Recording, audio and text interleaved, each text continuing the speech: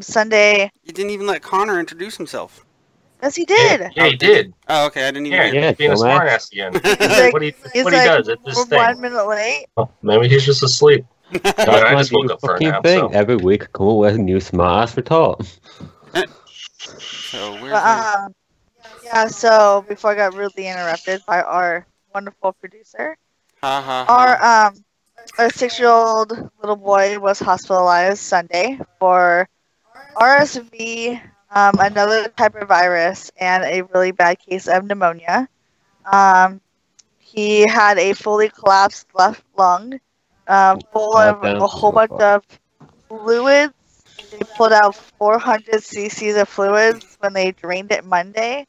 And then he's slowly getting better. They took the tube out Thursday because it kind of fell out. Yesterday they did a CAT scan to see, or no, they did an x-ray to see where the tube was. Well, they did that Thursday. But and then they did a CAT scan yesterday to see how his lungs were doing, and he's doing a whole lot better. From what they told me today, is that if he continues to do good without the lower oxygen, right. And the less on the IV fluids, that he will be able to come home on Monday. So nice. He's doing a whole lot better. Which we are so happy. He's actually more awake. He's not in pain. They haven't given him any pain medicine. I think the last time they gave it to him was yesterday morning. But they had him on morphine, tramadol, Tylenol, and ibuprofen for his pain. Yeah, he's doing better, which is really good. I hate that I'm not at that hospital with him, but... how many cc's did they pull out? 400. Yeah, he's 400? doing better, which is really good. I hate that I'm not at that hospital with Sorry, him. I had to do the conversion, so I was like, how many because I cc's know did they that pull out fucking now? pain of a lung collapsing on you. Get done. I didn't hear you. No, I had to do the conversion. That 400 cc's is about 13.5 fluid ounces. Yep, it's basically a soda. Yeah, they said for his body and for his chest cavity, it was a lot. Cavity. Yeah. I did say. Oh, I thought you said captivity. No. Oh. But they said it was a lot for his body. And then they pulled out a lot, but it wasn't draining a lot, so they were concerned that we might have to go to Portland and have it drained more. Or have them go in and surgically drain the rest. But I guess, whatever, Don. Whatever. Don't be like Athen. Don't break the wall. Whatever. But, no, so they said because of his tiny little chest cavity, that he, that whatever drained out after they put the tube in was enough to get it healing and stuff. They just think that his little wall was a little, smaller than they thought it was, so the fluids that were in there wasn't as much as they thought. So right. That's good shit. He's doing better. A lot better. If I get y'all to share the show by any chance, so we can get some viewers. Yep, I'm doing that now. Sure. Nobody was expecting us to go live today, so. Oh. Okay. Turn it now. All right. Anyways, but how was your week, Don? Oh, as for my week, what was it? Was this the fucking crazy hell week, or was that last week? I don't know. They all kind of like fucking run together. It was either this week or last week where I just had, the most, like, the shittiest time at work where, it's like where time kind of stands still and, like, you're at work and you think that, like, like a few hours have gone by and it's like maybe 30 minutes. Yeah, I was like having one of those weeks. So that sucked. But that was either this week or it was the week prior. I mean, I just can't remember. However, yeah, other than that, apartment hunting, because the, let's say the landlords of the prospective apartments, they kind of are dragging their feet. They didn't want to tell us that there were delays in us getting our unit, and we actually had to call and ask. And I was like, hey, what's going on? You guys said end of March. You know, it's almost April. Anything going on with that? And they were like, oh yeah, by the way, there's delays. And it's like, you guys, you know, signed a piece of paper saying that there would be delays and you guys, you know, would ride the wave on that. And I was like, yeah, but we also expected you guys to tell us if there's going to be delays. I mean, don't set our hopes up saying that, oh yeah, end of March, and then, you know, we're sitting here waiting and then nothing. I mean, at least give us a heads up and, you know, like, more delays, maybe next month or something else. So we're looking elsewhere, a little bit closer to my wife and I's jobs. However, rent over there is pricier. So we actually applied to one place, and we're going to see whether or not it hits. Other than that, let's see. Oh yeah. I guess I should, you know, give the news.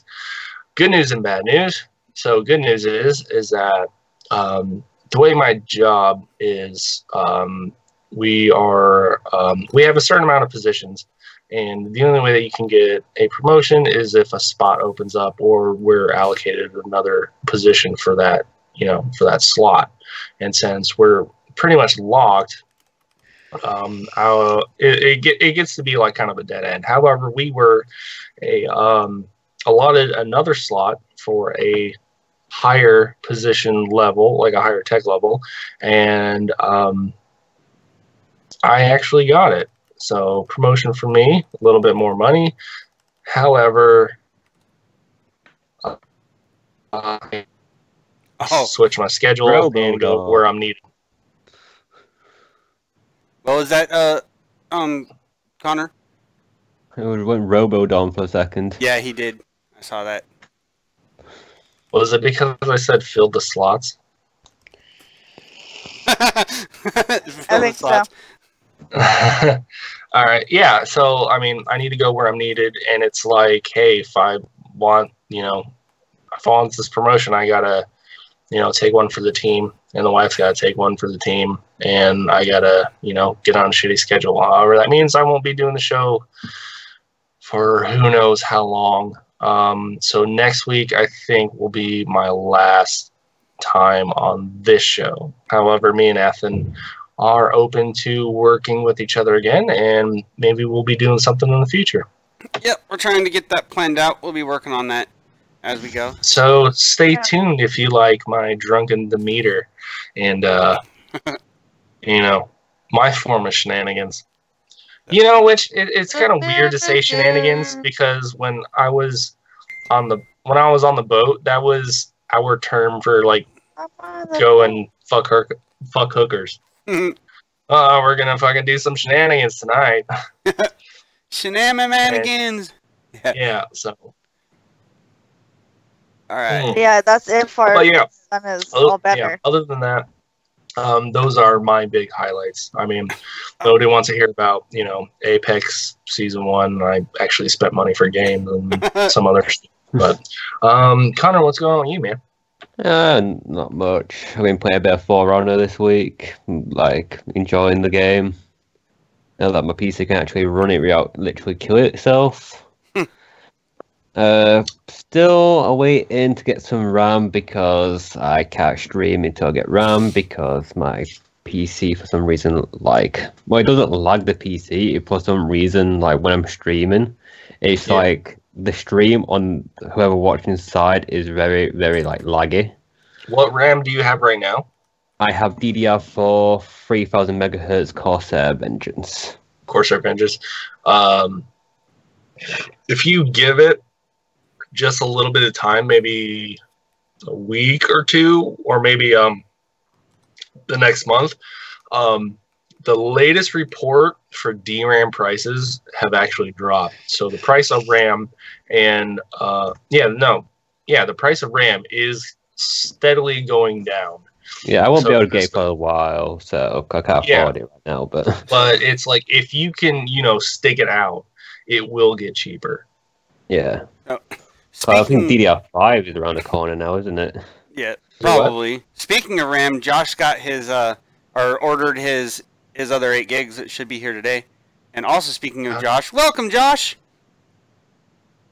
Oh, he's not there yet. He's not here, you dumbass. Wow. No, I just added him to call. There he is. Way to There he fuck is. that up, dickhead. I thought he'd joined already, but he didn't. Right. Yeah. So, yeah, Josh got his other 8 gigs. I don't know if he's installed it yet, though. I mean, it's not hard, but Just log in. I mean, if you want to get dual channel, I guess it's like you have to actually look at them over. no, he's already set up for dual channel. Oh, I already got dual channel set up. Yeah, I set it up for dual channel. all he has to good. do is drop his other 2, or his 2 new chips into the 2 remaining slots. Yeah, he's got to fill them slots, bro. Yep, fill them slots. Yeah. Hey guys, What's up, man? Where's my money, son? I hit you up a few days Yeah, I ago. know. Yeah, I know. I gotta go get it. I'm just giving you shit. Oh, okay. Because they were like, Josh has got new RAM and all this other shit. I was like, okay, there's the opening. Fucking gonna take it. I didn't buy the RAM. What? Dan spotted me. I'm gonna pay him back. Yeah. But yeah, I haven't installed it yet because obviously I just woke up. Yeah. So, but another thing that happened for this week that Desiree didn't mention earlier was we got ourselves another ferret. Shoot Oh, it. yeah. Shoot it. Cute little female named Lola. She's I can't remember what the color is, but she's a something sable. It's like her outer coat's black and her undercoat's white, and she got a pink nose. I heard she bit you. Yeah, she bit me on the nose, and you're like, you'd probably be in a dickhead. You deserved it. No, she just likes to bite.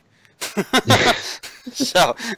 Nah, like I know it's gonna sense when someone's talking shit, so that's probably why. Oh no, what it was is she was trying to jump off the couch, so I scruffed her and picked her up, and I looked at her, I was like, no, Lola, and she jumped out and bit me in the nose, and I was like, damn bitch. So, yeah. But yeah. Because in case you guys don't know, with ferrets, apparently that's like, they're off switch, so if they're doing something you don't want them to do, you scruff them and you pull them away, and that actually also trains them to not do that. It's perfectly okay. Well, it is. When you scruff a ferret, it's like you'd be like the parent of the ferret. Like we grab it, but the scruff that had the like parents of it. Like rodents tend to pick their young up. So when they're doing something stupid, they'll just pick them up by that, and like they'll sort of tell them not to do it. Yeah. And They also be like them. So that's exactly what I did. Quite a bit of research on them, so like I learned that's the way to train them. I learned that ferrets can actually catch the human flu. I also learned that if you see them backing into a corner, you better run and catch them because they're about to take a shit. So, Okay. lots of interesting Well, things. that's good to know. Because they don't like having their back exposed when they're pooping, so they'll back into a corner and poop in a corner. Yep. Wow. that's why you get a cage. Yes, well, I mean, you want to let them out to play because they're high energy little fucks. But I mean, and they're the worst designed predator on the planet. Like they're blind; they can only see like 3 feet. They're clumsy as fuck, and they're slow. Like, how can you be a predator? That just doesn't work out. But they're a tunneler too, so that makes more sense, I guess. So what made you guys get? All right. So what made you guys get a ferret in the first place? I can understand getting another one. However, why a ferret in the first place? Because 1, I've always wanted a ferret, and 2, our rabbit died, and we had to get something to replace it with, and we had the money to get a ferret, so that's where we went. You guys actually spend money for it? You guys didn't like jump on Craigslist and get like a free dog or a cat or No, we can't. We can't have a dog or a cat. chinchilla? Well, chinchillas, I've never Wait, really. you can't have a dog or a cat? No. Chinchillas are fucking like. If Ew. you think ferret got those energy, you should see a fucking chinchilla. They're just crazy motherfuckers. Really? Hold on, no, you Yeah, can't I get a actually dog have or a cat. Why? video of Our apartment doesn't allow us. Yeah. At college, I have a video on YouTube right now of me and my group working with a chinchilla on a table. We had to build a circle around it so they couldn't run the fuck away. Damn. So like we all like stood around this table as the chinchilla ran around with it. And I fucking edited the video and like put a bit of music onto it. So like it looks pretty cool. I think the one person Oh. watching. Are you? I can link it into the Maybe you could have got like a sugar glider. That would have been cool. My mom has those, and they're even more expensive than ferrets. My mom's got 4 of them. Yeah. And those are exotic. I want to say those were like $300 or $400 a piece. Jesus. Yeah, and then you have to get really big cage for them, and they're as far as their maintenance levels, they're way high maintenance. So like, wow. Like my mom can't ever leave them alone. They sell bags like purses almost that you can put them in, stuff them inside of, and you wear them up against your body, and they just hang out there. Right. Like my mom goes everywhere with her sugar gliders. Huh. So yeah. All right. I posted that video in the chat if anybody wants to look at it. Okay. So we gonna talk about something or? Yeah, we were just getting through the updates and everything. So, we got a lot of stories to talk about. Let's start from the beginning here. There were some pretty interesting ones I posted in there. Throughout the week. Let's see. So we got the one. So here's one that we can talk about. Like, you know, Josh, you and I, we know about this one, the steak and lobster. Apparently there's a lot of people. Like I don't, bitch. Yep. But there's been people, like, I guess the most recent budget, I read this when I first shared it, but it's been a week now. So, the budget for this last year for the military was, I guess, a lot higher than usual. Let's see, government as a whole spent $97 billion in September 2018, up 16% from the previous fiscal year. The DoD spending accounted for $61.2 billion of that spending spree. Awarding use it or lose it. It's talking about the use it or lose it money. And they said they spent $4.6 million worth of crab and lobster. So, a couple things you got to know about that. And they're saying that that's fraudulent waste. They're like, you know, the soldiers don't deserve to be eating steak and lobster and all this stuff. And people just don't understand the concept of it. Because what basically, and to be fully honest, I mean, yes, it's nice to get the steak and lobster, but when you go to the mess decks, you know, when you're out to sea, you're supposed to be starting to head out of the Gulf here in the next week or so that you know of. You come in the mess decks and you see steak and lobster for dinner. That's when you're like, son of a bitch, because you know the captain's about to come on the 1MC and be like, so we're going to be here for another month. Yeah. So, and it's the same thing for, you know, your Marines, the Army, I'd assume Air Force, but I'd assume they get freaking steak and lobster all the time. But, you know. No, it's whatever they want because it's called room service. Yeah. So, but it's bullshit. I mean, there's no way that number's right. Mm-hmm. But it's like go ahead. I was gonna say with it, it's not the highest quality type stuff. You know, like even it is not. It's just, you know, I always preferred the crab over the lobster myself. I never really ate the lobster whenever they served lobster. Well, yeah, because I mean it's always overcooked, rubbery mess. However, I mean we're looking at grade D, grade F. Yeah. Fucking beef that like on the box it says unfit for human consumption. Basically feed to prisoners and military. Yeah, and there are people who say that that is not true, but I actually have seen that on a box. I saw it once. It's like didn't say unfit for human consumption, but it did say for institutional use only, military and prison. It's right. Yeah, the people that normally call bullshit have never fucking seen the box or fucking, you know, I've never even had it. Yeah. You know, kind of like the civilians that actually know too much. Oh, actually, from what I've read, the military actually blah blah blah blah. And bro, I was like, I was there. I know what it is. Mm-hmm. But yeah, but then again, how much is this?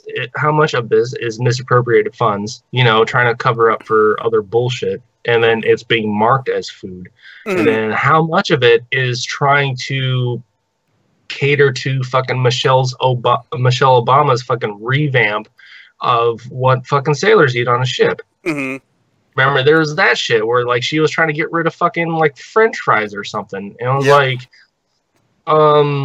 yeah, on a ship it's like fucking get food, you know, basically refuel and get back to work. Yeah, and you know, potatoes are carbs, and carbs fucking keep you going, and you're gonna fucking take that away. And that's fucking shitty ass vegetables. That's what a lot of us would usually eat for lunch because, you know, Oh, that was one of the few things that the fucking CSs could actually fuck up. Yeah, right. But it's like on the aircraft carrier I was on, we had two mess decks. The forward one was kind of like your fast food, and the aft one was your dining area.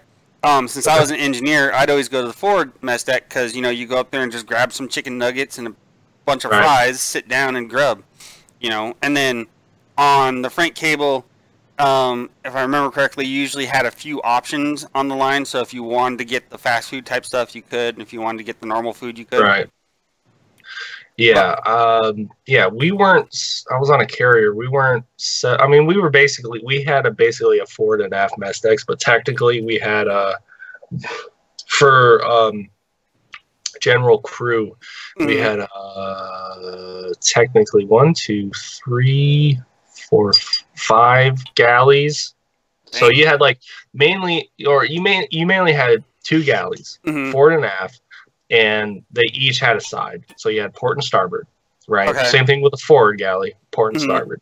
Then again, we also had a quote unquote sandwich line, which ideally they would put out like fucking bread, cold cuts on other shit. So if you don't want to, it was supposed to be the speed line, right?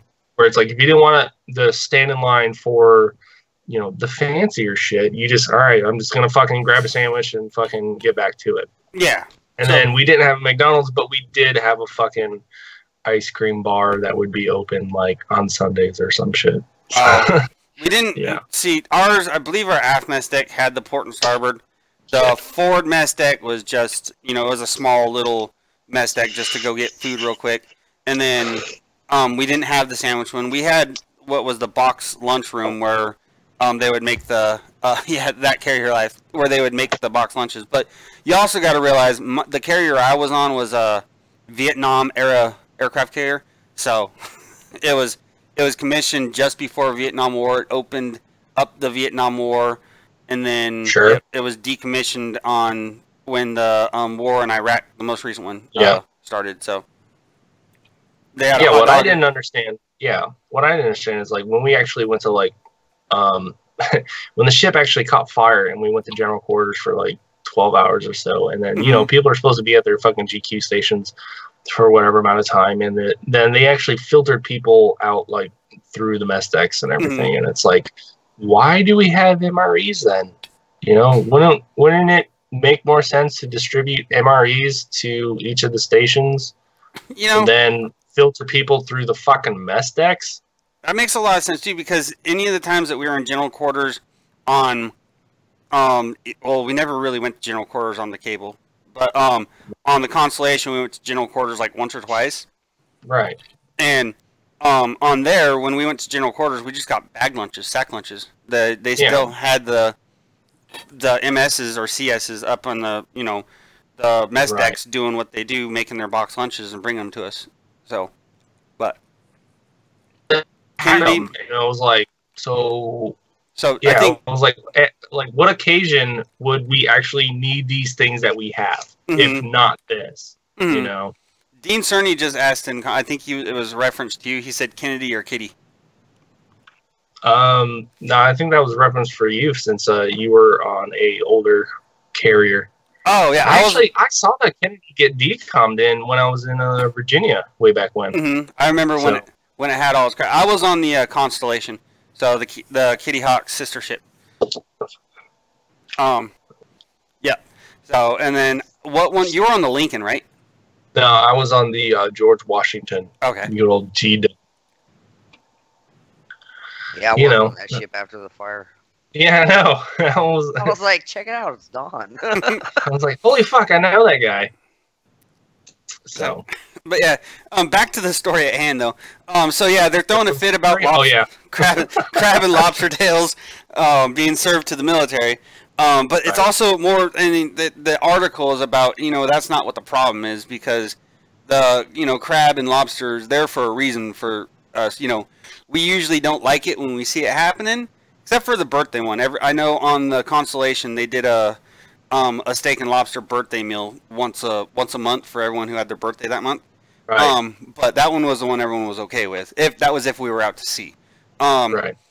But other than that, if you're eating crab or lobster, you know you're going to be in theater for longer. But it's like, generally this article is talking about how overall just the, you know, how when it comes to the end of the fiscal year and you have funds left in your funding, and they're like, if you don't spend it, you're going to lose it, and you probably won't get as much back, you know, next year, or get as much next year. So then people just start buying all the freaking, like, you know, I went and bought an $8,000, you know, PA system because I was also the RPPO, and they're like, buy a PA system and buy what you want. So I went to Mackie, bought it like an 8-speaker Mackie setup, all kinds of stuff. You know, I bought really nice system because we had to spend the money or we'd lose it.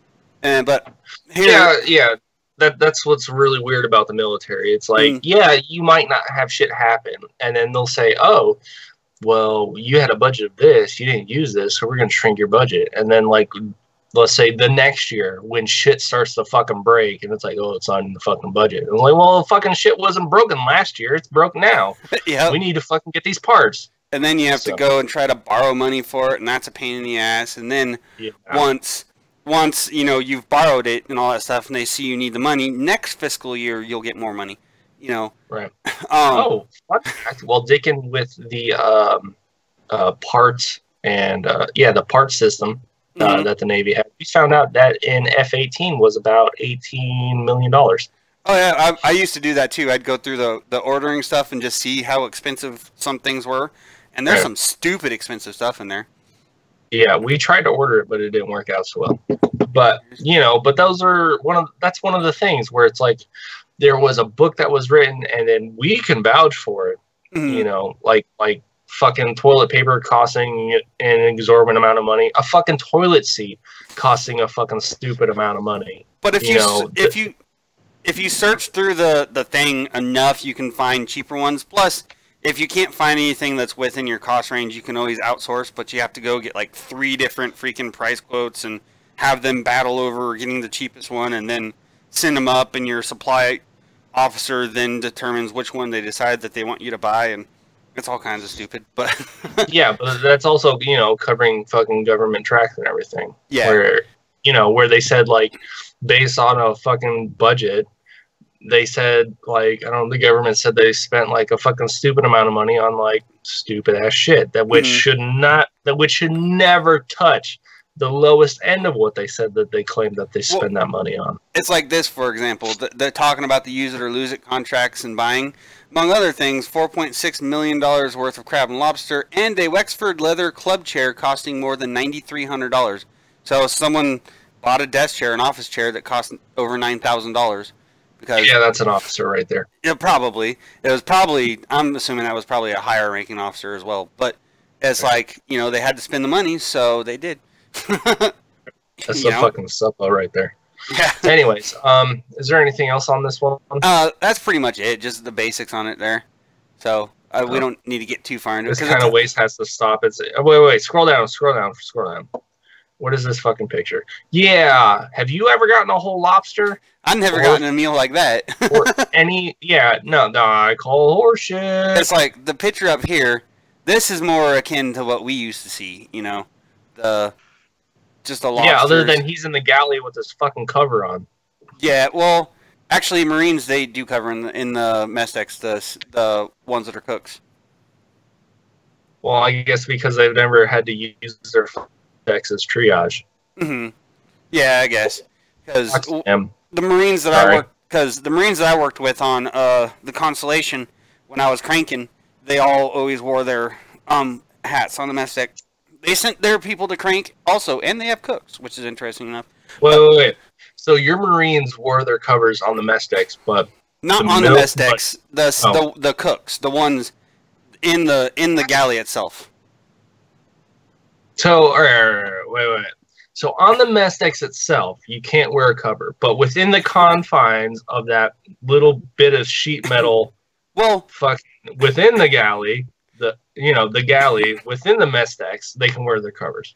Even as FSA, the cranker, when I worked on the actual mess decks as a cranker for the short period I did, you had to wear that stupid little paper hat. Yeah, but it's a paper hat. So, anyways, But yeah, either way, moving on from this. Yeah, the crab and lobster is not the problem. $435 hammer, $1,900 washer. Yep, exactly. Yep. Shit like that. So $20,000 fucking circuit board. Yep. I ran into plenty of those. Yeah. So, but yeah, we got $3 million ring laser gyro. Yeah. Oh yeah, we had one. Yeah. We had one of those too. So. Yeah, we had 2. Mm-hmm. I think we had 2. Oh, we only had one because our upstairs one was a Mark 19, and then that was the one on the 03 level. That was our secondary. Sure, I thought it was a 23. Yeah, it was a 23, actually. The Constellation had a 19. The one on the cable was a 23. And then our main gyro was a Wizen 7. This is the part of the show where we inadvertently list our fucking equipment specs on old ships. There we go. All right, so... Where you go, Athen? But yeah, so do you want to head up this next story there, Don? Oh, I forgot he even fucking shared that. Yeah, let me pull it up real quick, and then I'll fucking get into that. All right. Here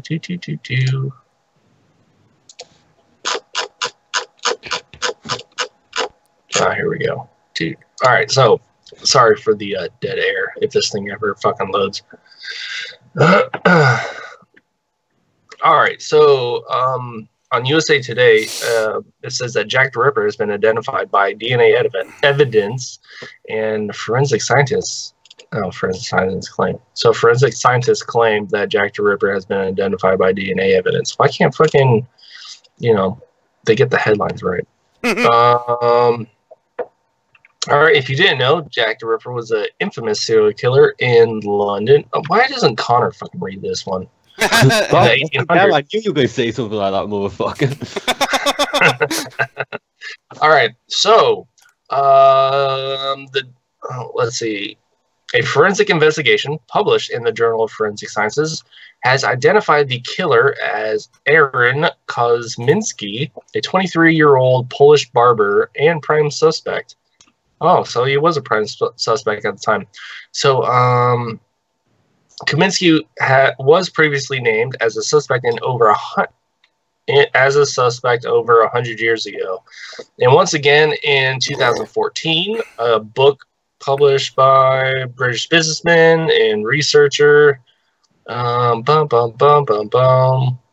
so through evidence, but I'm trying to figure out where it says where they got the evidence. All right, back into history. Jack the Ripper is believed to have killed at least 5 women in Whitechapel District between August and November of 1888. All right, here we go.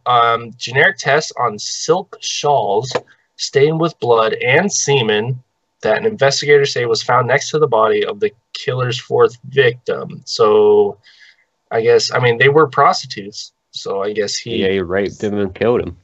Yeah, or they're prostitutes, so he paid them. So he fucked them and then wiped his dick off with the silk shawl. What else you can do it with? Let's see.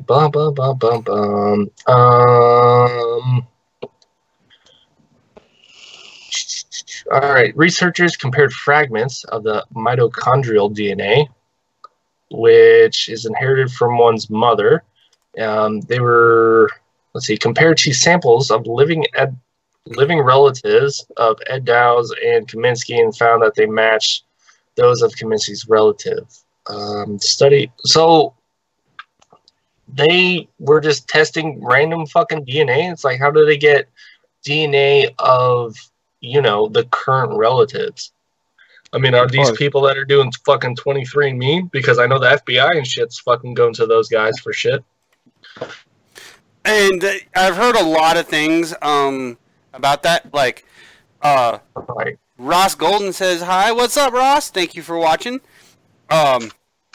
And Dean Cerny says they were fine when I left him. In, the fucking terms and conditions of when you do that fucking shit, it's in the fucking small print where it's oh, by the way, since I know that you're automatically gonna click and give us your consent, your shit might be used in blah blah blah blah blah.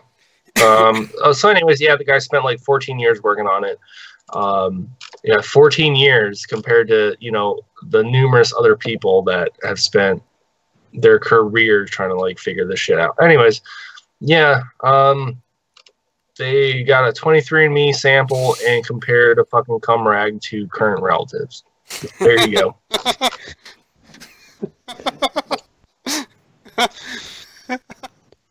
Imagine being the guy who actually, like, you know, extracts the DNA from fucking cum rag, though. Like, this fucking cum is like over 100 years old. Fuck. What happened? I want to know is, Connor, have you heard about this on your local news anywhere? No. I haven't heard shit about this in my local news. Well, how far is Whitechapel from you? Well, I'm from the fucking north, and London is I know. south. Yeah, I know. I know. I was just saying. So, quite a while away. Well, I mean, considering... So you're basically Scottish? I'm not Scottish, I'm like a Yorkshireman. Almost Scottish. Yeah, basically. Nah, there's a whole border away from me, bro. But, I mean, you said it's a long ways away. I mean, considering the United States is bigger than the entirety of Europe as a whole, I would be willing to wager you don't know a whole lot about a long ways away. Good. Alright, so there's that. Maybe me. I was trying to pull it up because I actually want like to know. What's that? Yorkshire to fucking Doncaster.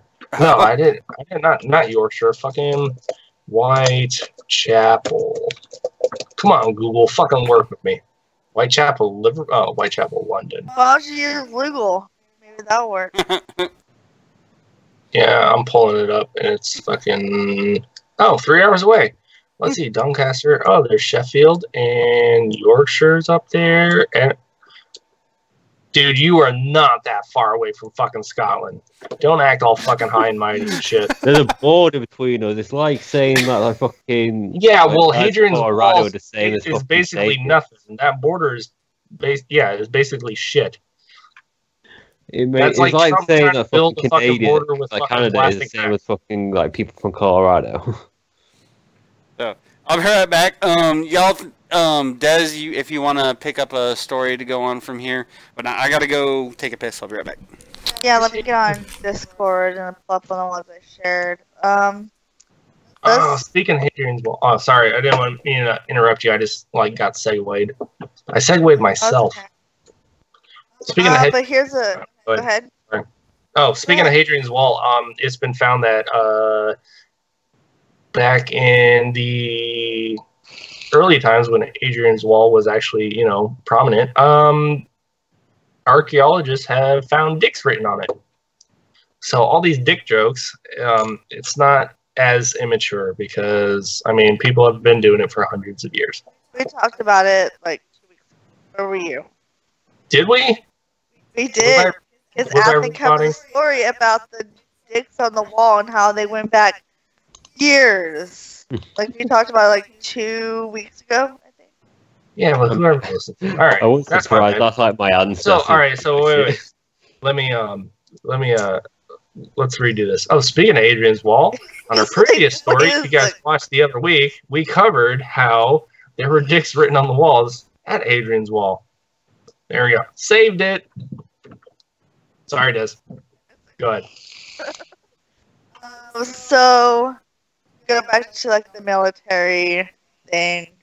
A new bill would, if it passes, will require the Pentagon to save sperm and eggs from those that go overseas. This article will stop. I don't want it to come out. Now I know what Athen freaking feels like every time he tries to redo the story. This like humongous pop-up right now that will not go away. Yeah, just trying to pull it up. Yeah, so what it will allow them to do is freeze their sperm and their eggs.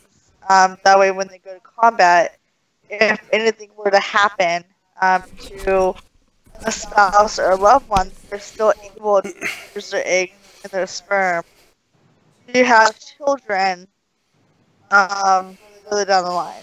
So, I mean, for me, I think it'd be a good idea, just in case they were to die in combat.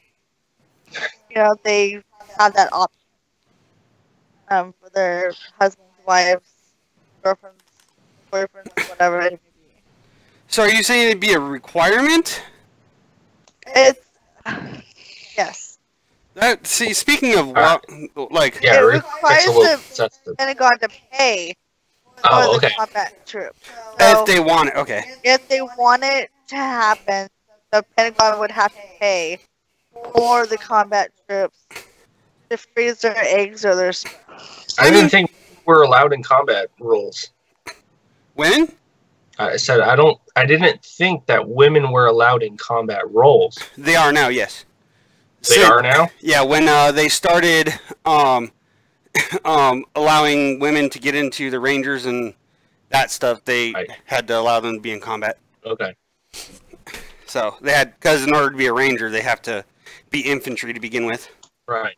So I mean, they pay for. I mean, the VA's under what, DOJ, right? So I believe so. The same, so it'd be the same budget. Mm-hmm. I mean, but you also got to think about how many people are actually going to do this, right? Because you're actually putting your shit on ice, you know, for the just because, and you could then this is going to open up gateways for fucking like the government paying for in vitro, right? And possible genetic modification. You know, the whole I want a boy, so I want to make sure that you guys fucking genetically engineer my shit so I have a boy that fucking is of the Aryan race, you know, for example. To start with, that's a long ways off. First off, and then even going beyond with that, I would think that's pushing it a little bit far. I mean, it's not even acceptable right now that we generally acceptable that we do that kind of designer stuff. However, I do know that stem cell therapy is supported by the VA and all that stuff because Boone Cutler, you may or may not know who he is, but he's he's a kind of big name in the veteran community for the most part on social media, but he's been recently going through stem cell therapy because he has some issues with his heart. I guess a couple months back, he damn near was about ready to die, and they took him in and did hyperbaric treatments with stem cell treatments, and now he's on the road to recovery. So, and the crazy thing is where they get the stem cells from is placentas in umbilical cord, but umbilical cord, but you have to pay a lot of money to get the umbilical cord and all that stuff stored. So it's not so basically the umbilical cord and the placenta ends up getting thrown away. And those, the stem cell treatments is like almost kind of like a miracle treatment for just about anything. It can fix cancer. It can help with. Yeah, sure, but that's completely separate issue. True. You're saying that all right. So you're saying that it's far off. Possibly, all right. Picking out genetic markers in order to have your spawn to have certain attributes. Okay, that can be a little bit far off. Yeah. But what's not far off is for them to then uncover in vitro and artificial insemination. That stuff is not. But I mean, if it's but this is going to be like a gateway. For that, I suppose so, yes. But I mean, I couldn't really consider it being too big of a request because I mean, if you're in the military and you want to have a kid and you're medically incapable of having a child, I mean, it would. No, but medically incapable due to your job at hand or due to combat injuries, that's one thing. Yeah. But just we're not able to have a kid, so since I'm in the military, I'm going to have the government pay for it. I think that's a little fucked up. I guess it's just going to depend on where it goes from here because. No, but but it's like having a kid should be a luxury. It shouldn't be a right. I mean, this isn't a knock towards anybody that is struggling to have a kid, anybody that has kids. I mean, if it happens, it happens. And if you want a kid that badly, do it on your own dime. Don't expect the government to pay for it. Well, but see, at the same point, like, because in the military also as well, isn't it you're granted, is it one elective surgery? So, like, yes. Women can go get breast implants if they can make a strong enough case. If they buy the implants themselves. The actual implants themselves? Yes. Okay. They buy the implants and then the government pays to put them in. Yeah. So, which is way discounted from, the other costs. But, and then there's other elective surgeries, like LASIK would be an elective surgery, right? And Don is froze. And the government will pay for LASIK. Huh? Oh, and LASIK is one of those surgeries. Yeah. So, and yeah, I mean, but it is not the best LASIK. No, I wouldn't. Like, my old chief got it, and he got the fucking eye scrub. Really? Yeah. So, yeah. So it's like, yeah, you can get it, but it's not going to be the best version of what there is. Yeah. I mean, and that's what I would think. Just kind of, if that's something that wants to be done, throw it in that category. One of your elective procedures. If hey, you really want to be able to have a kid and you can't, then here's the elective procedure. And I don't know. It's up in that's a difficult one to kind of to discuss, I guess, because I don't know. I don't know what it feels like to not be able to have a kid. All right. So I will say, personally, coming from someone where having a child is not the easiest thing. Right. So I'll leave it as that. Yeah. Right? I don't feel that is right for me to have somebody else foot the bill in order to, accommodate my wants like that. I suppose that's true, and there's nothing stopping you from purchasing additional insurance anyway. As a service. Yeah, but that's one thing. But it's like something extra like that. I mean, I can understand insurance is not covering it because it is, a luxury in life. However, I don't think that is something that the military should have to pay for. I mean, I can understand, all right, going to that. But then again, all right, I need a woman's perspective. So, Des, what are your feelings about this? Knowing that, for example, Athen is going to war. He's going to go play in the sandbox. He may or may not come back. Would you want his boys frozen on ice just in case, so you can then have a kid with him if he were to die? Well, if we were already planning on having kids and it was something that we talked about and agreed on together, then yes. But it'd have to be a mutual decision between both parties in order for that to even happen or be considered an option. Well, it's not really. See, at the same time, it's not really an invasive procedure for a dude to donate. Oh, wait. It's a bigger thing for like a woman to donate an egg or whatever than it is for a man to donate sperm. If the woman doesn't want to use the sperm, that's fine, whatever. But a woman donates the egg. Is a man gonna go get some other chick to implant the egg into this other chick he met, so that way he can have a child with the woman that just died? Like, hold on. How's about this? Right. It would be a bigger procedure for a woman to have to donate eggs than men. But how's about this?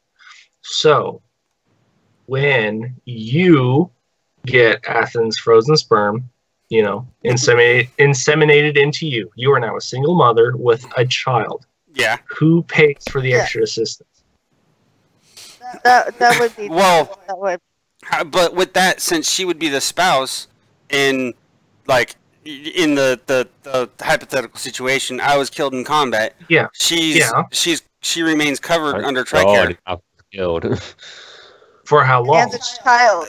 I don't know. I'm not getting over basic health needs. I'm talking about government assistance.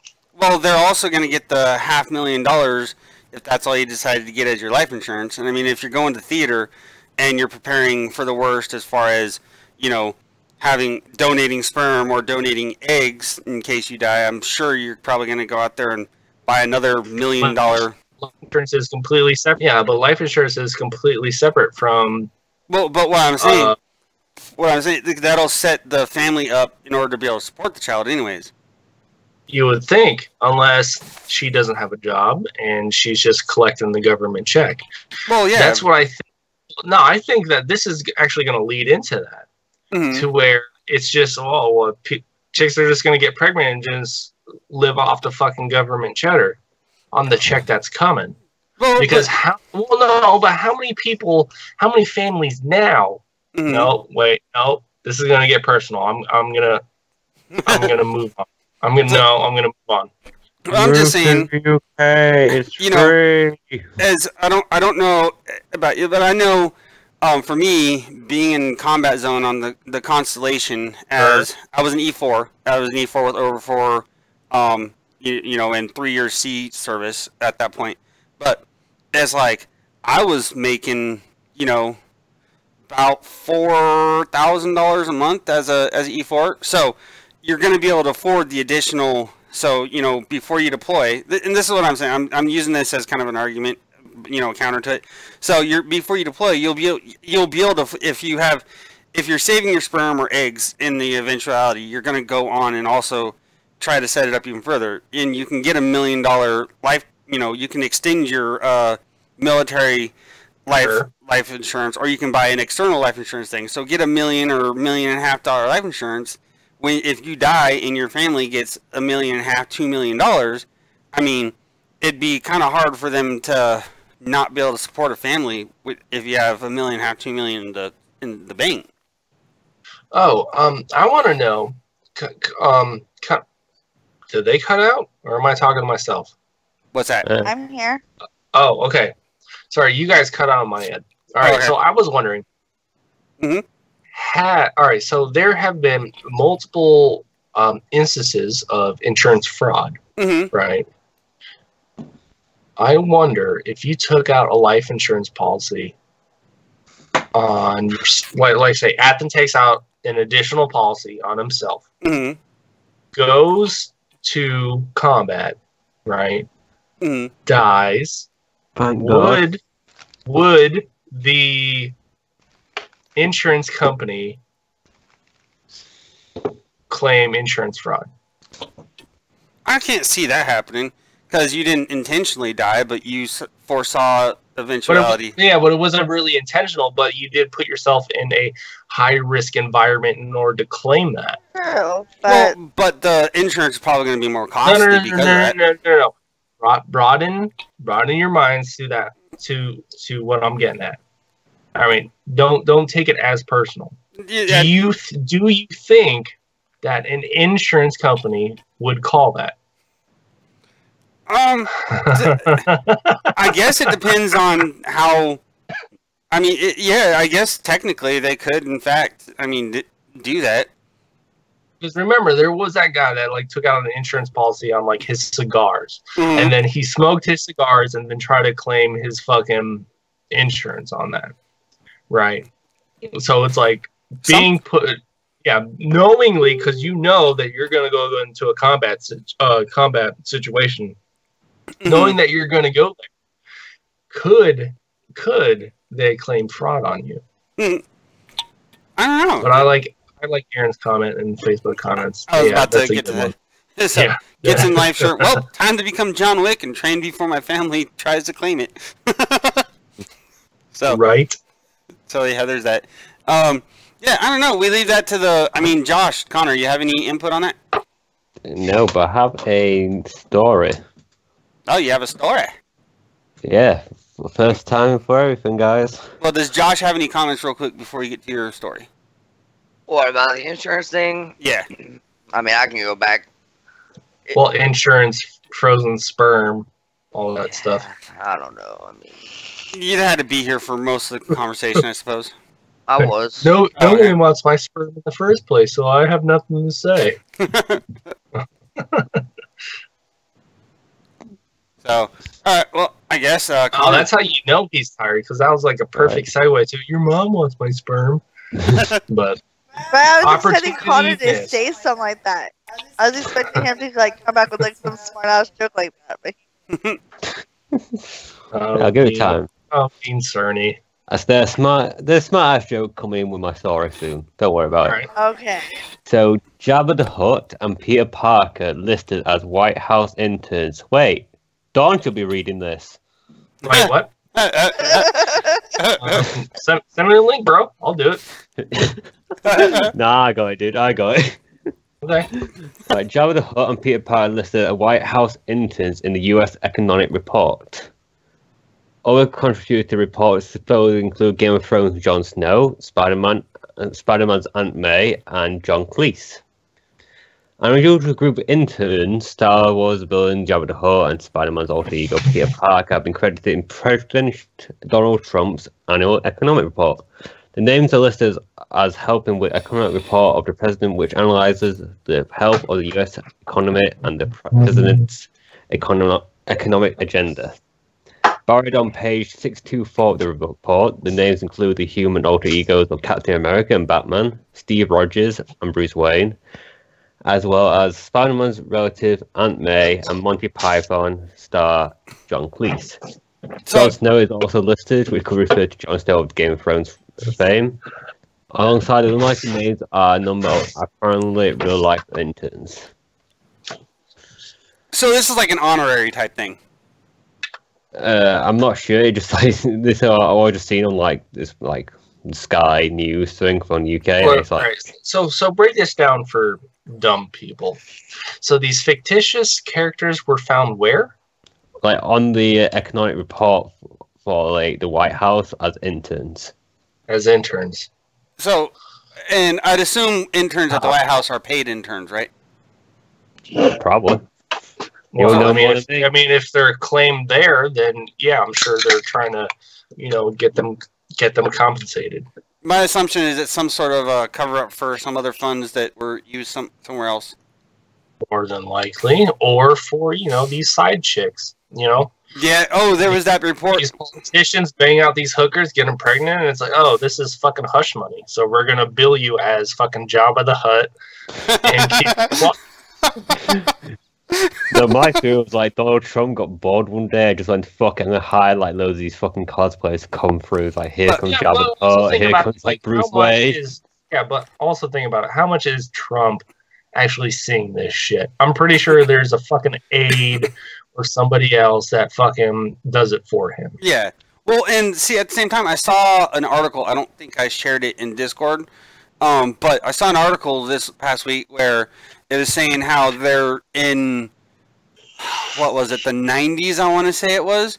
There was a bill that went through that was passed that effectively took some funds from our tax money and reallocated it so that government officials could use that to be able to pay off, like you said, the, fuck a hooker, get her pregnant, be able to pay her off. Oh, the hush money? Yeah, the hush money.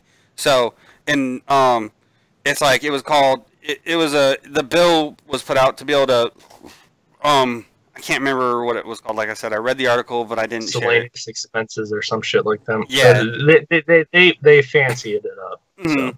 So, but yeah, it's like, so effectively there's a law on the books that forces us taxpayers to pay whenever, a senator or a congressman fucks some chick and gets her pregnant, or rapes some chick and all that stuff, and they pay them money to get them to shut up. Or kills a hooker and needs to bury her in the fucking desert. Mm-hmm. Or swamp, whatever. Yep. So there's a our government is not as smooth-minded as you would think. It's kind of fucked up when the people are able to make laws based on themselves. Mm-hmm. That's like me saying, as the average fucking Joe, being like, oh, I'm going to make a law saying that I get a fucking $1 million kicker every time that I wake up late for work or some shit like that. Like, I'm pretty. There should be like another entity, like maybe the Senate makes laws for the fucking House, and the House makes laws for the fucking Senate, or like vice, some shit like that. And it's like, you should not be able to make laws for yourself. Like, during a government shutdown, we're able to fucking still get whatever. Or as a fucking Supreme Court judge, that even if I quit on day one, I still get my fucking pension. In the comments, Dwayne Wireman said, "So the imaginary numbers in school were preparing us for the invisible people." So, but yeah, and then there was another article that I saw today, just before running the show. Let me see if I can remember what it was now. Damn it. I just totally went blank. All right, so let's not focus on that. Let's probably move on to something else until you find it. Yeah, how about we do that? Josh, fun fact. Go. Abraham Lincoln had an incredibly high-pitched voice. I've heard this one. There we go. It was described as shrill, sharp, and unpleasant. Stormy Daniels, a.k.a. Blow White. Hold on, wait. Okay, Blow White and 7 mishaps. I get his hair now. 4 years and 7 scores. I know, right? And he was tall as fuck, too. Like, so he's gonna talk like the fucking Knights of Ni. Alright, so here's one. Here's a story I got right here. So, hey Josh, you know how you hate the Curse of Oak Island? He hates it because my brother watches that kind of bullshit on the fucking TV, and he fucking sleeps with the History Channel on.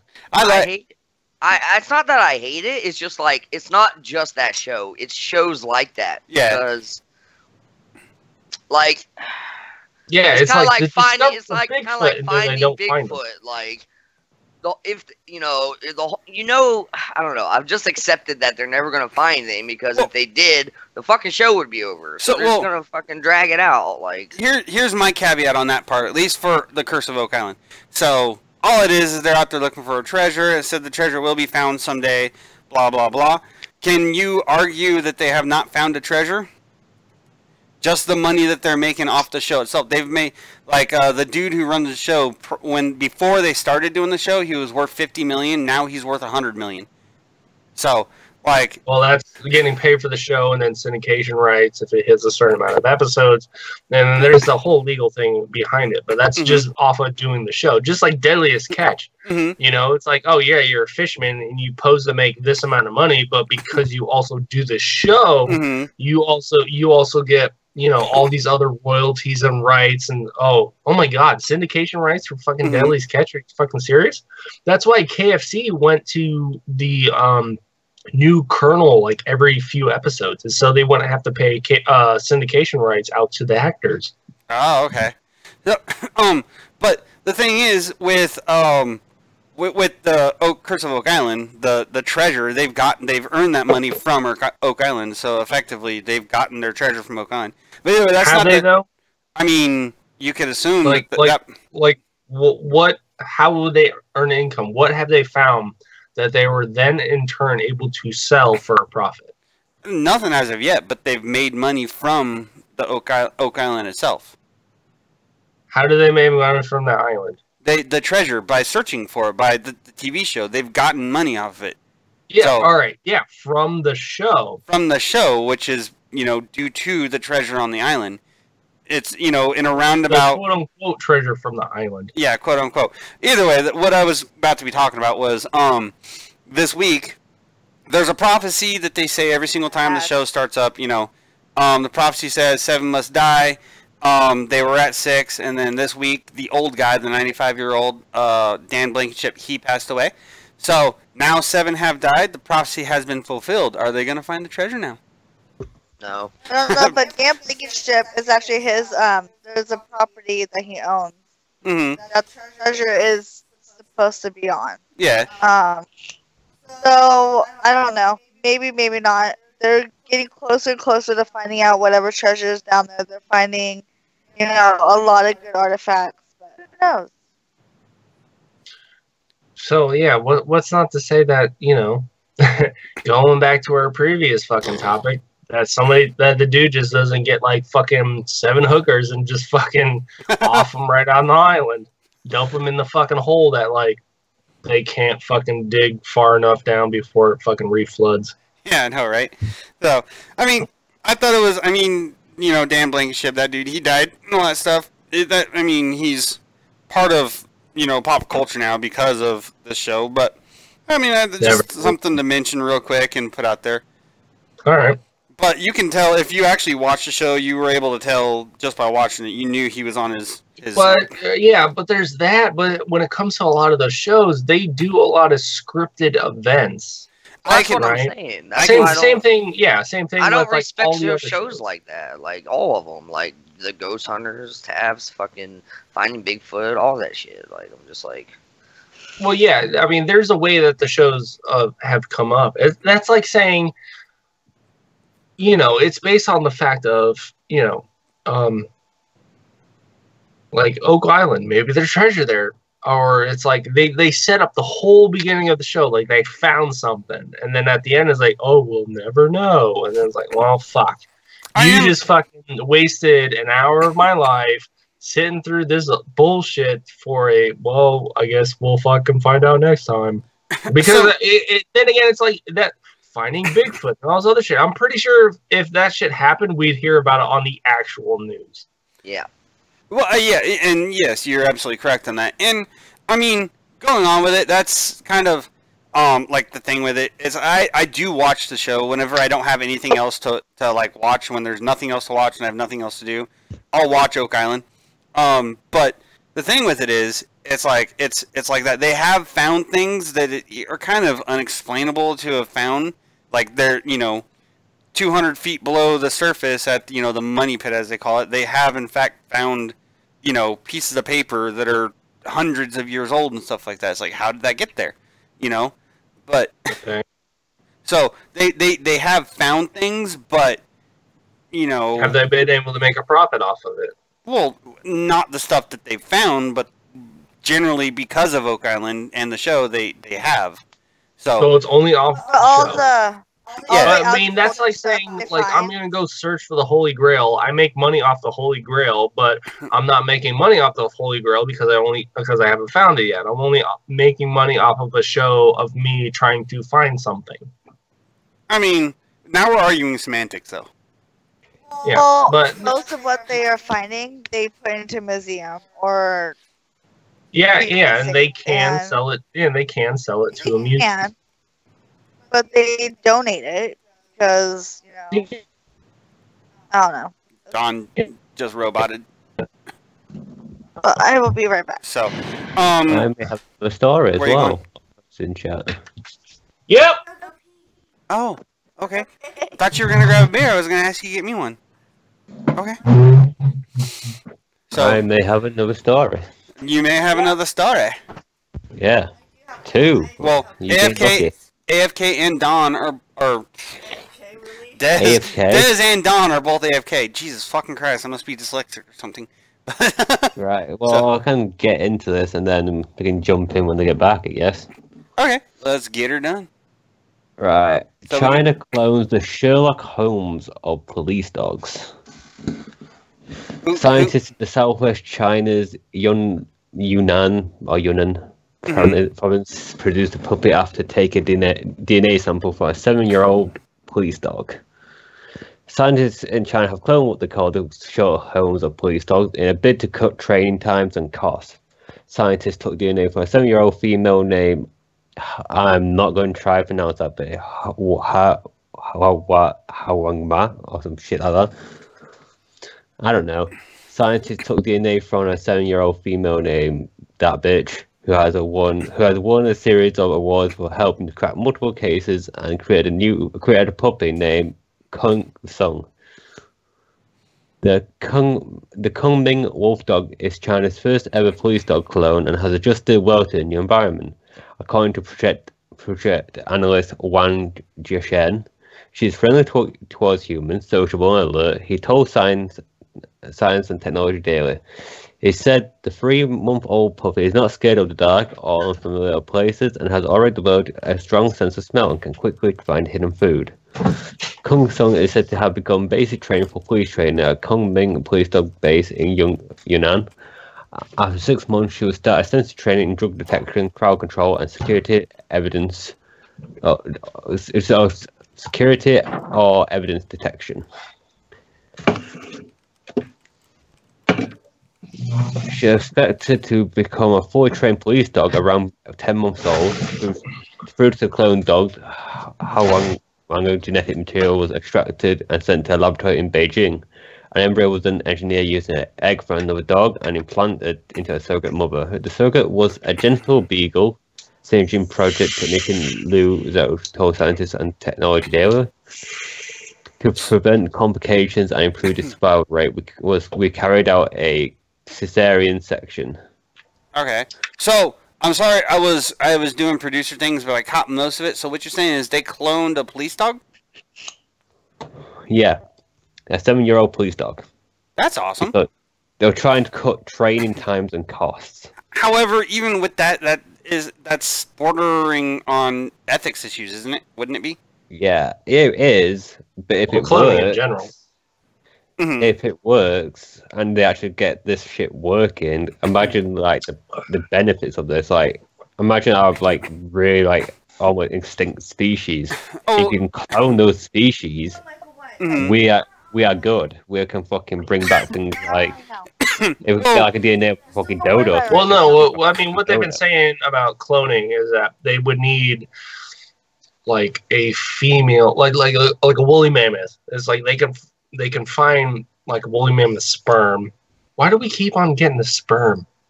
It's like we were talking about Jack the Ripper, we were talking about the whole soldier thing, and now we're talking about this. Yeah, so that they would get that, but then they would implant it into an elephant, and then it wouldn't be a true woolly mammoth; it would be a hybrid. And so there's no, I mean, unless they were able to find an egg, find the sperm of a woolly mammoth, and then have like an elephant to incubate it. So there's that. So what I know from genetics, like as far as because I did a lot, I actually kind of sort of wanted to try to go to school for genetics because I wanted to breed snakes and stuff like that. And this has to do to be a nurse. Well, that was later on, but like I've had lots of things that I've wanted to do, but I used to do because I wanted to start breeding snakes, so that was a plan that I wanted to do. I wanted to try to, but I did a lot of study on the genetics, and this is only with snakes, by the way. So I don't know if it crosses over, but with snakes, what you do is you can breed them back, interbreed them, and you can proof out the traits to get, and ultimately, in the end, the traits that you want. So effectively, what you do is the woolly mammoth thing. So you take DNA, whether it be from DNA from bone marrow or DNA from semen, whatever it's from. Take the DNA, put it back to a current elephant and all that stuff, and you'd probably have to do it several times. And then the offspring from that, you breed them together to get the traits that are more akin to the original woolly mammoth, and you keep doing that, and eventually you'll breed out a woolly mammoth. But sometimes you actually have to breed it back to the father or the mother in order for that to work out. And as far as with mammals, I don't think that'll work. So I don't know how that works. Yeah.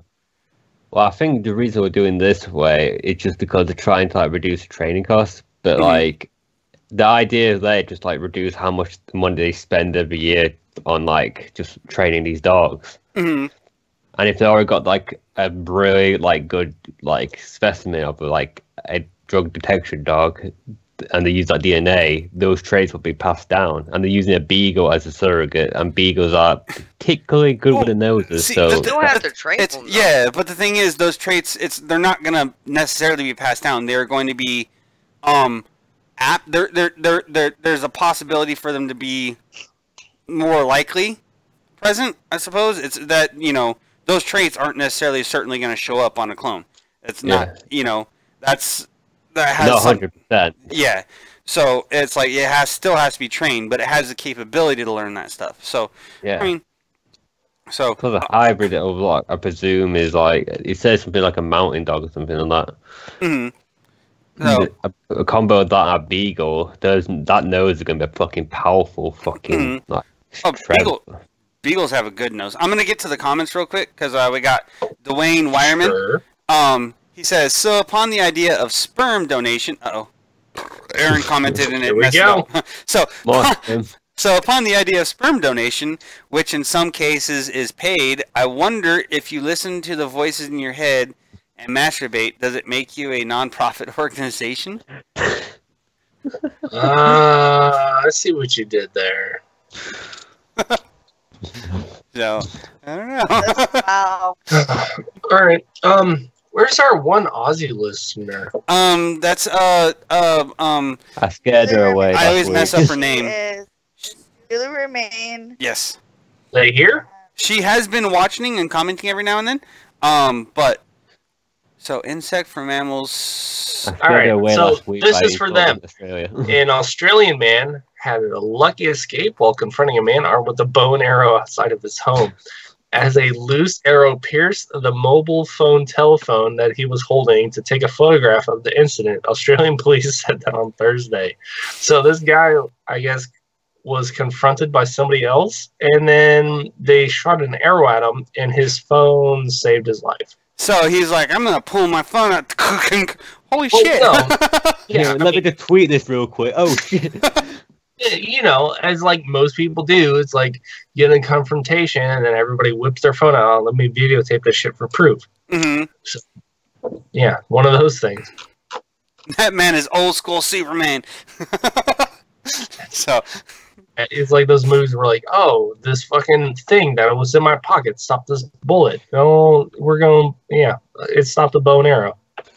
So I had trying to think of a way to segue it. That must be a thick ass phone. So, our Aussie over there, she said I arrived late as I was mowing the lawn. So is that a story from Australia? Yes. Okay, that's why you asked. It's an Australian man. I mean, it doesn't say where exactly it happened. So I mean, it could be an Australian man in like a different country. However, I mean, I'll take it as that it's an Australian story. Sounds good to me. I remember sending that guy over there. Makes sense. He was one of the prisoners we sent over, so it's fine. It makes sense. Someone in Australia would be using a bow for. So yeah. Oh, mate, well, you got a bow and arrow there. You want to shoot at me? Oh, let me take some video of this. And a bow and arrow is a weapon that a felon in America can actually use. And actually, in a lot of states, did you just say that right? I don't think I did. Bow and arrow is something that a felon in the United States can use. Yes. A felon in the United States can possess and own a bow and arrow. They can. Okay, all right. They can also own and possess black powder rifles and pistols, because as per the ATF, it's not technically a firearm. So. Okay. What about a potato gun? Or a t-shirt cannon? Or a regular cannon? I used to build potato guns. Those aren't technically... I mean, if a black powder... Well, the t-shirt cannon, potato cannon, those aren't firearms at all. They're... I mean... But... Or how's about a rock and a sling?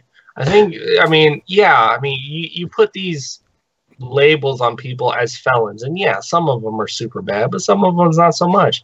And it's like golf ball and a sock. But then again, it's like if you're owned by a guy with a fucking rock and a sling, maybe you don't deserve to live. Well, I mean, wasn't there a story in the Bible about that? Arrow. Well, again, you can be stealthy with a bow and arrow. David and Goliath. Yeah, that was a reference. That was, in fact, the reference. Yeah. What the? Alright, hold on. Oh. Donald be getting a phone call. Alright, so, I'm going to go ahead and... Oh. As a segue towards a sperm theme of this show, imagine it's a cum sock and a fucking golf ball. This is the cum episode. Wow. It's 1700 somewhere. No, wait. I fucked that one up. It's not quite 1700. Shay, you just said the name of the show. You didn't even make a joke. I was trying to, but I fucked it up. It's 1700 cum what? That's actually what I was trying to do. But oh, shit. All right. So, I got to... It said it's from somewhere. So, Julie Romaine said, depending on which state you live in here, you can be charged for possessing a gel blaster. The fuck is a gel blaster? It's a penis. More of those semen references. It's just sperm. I guess. It's not funny when you have to spell it out.